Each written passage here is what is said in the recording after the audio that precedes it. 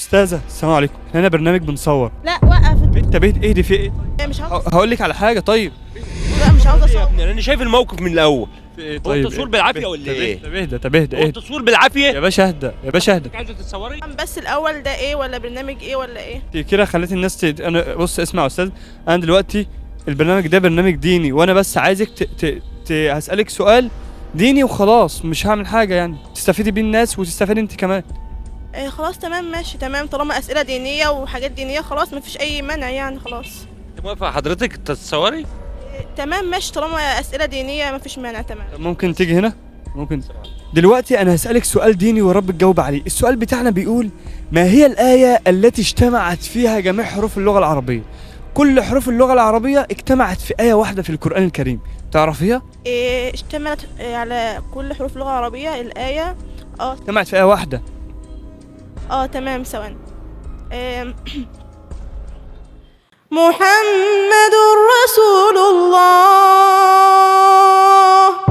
والذين معه أشداء على الكفار رحماء بينهم تراهم ركعا سجدا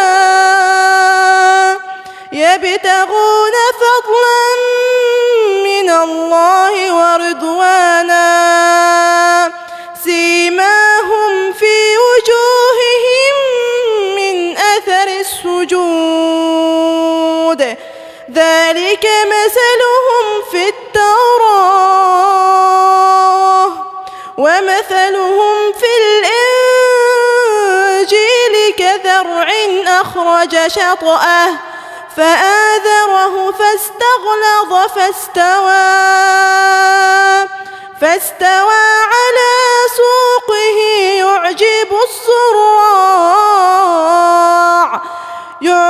الزراع ليغيظ بهم الكفار وعد الله الذين آمنوا وعملوا الصالحات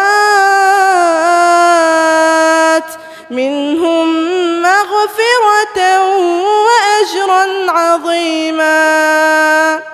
صدق الله العظيم. يعني عايز اقول حاجة بس، دي سورة ايه بس؟ يعني سورة الفتح سورة الفتح. آية كام؟ الأخيرة. ما شاء الله.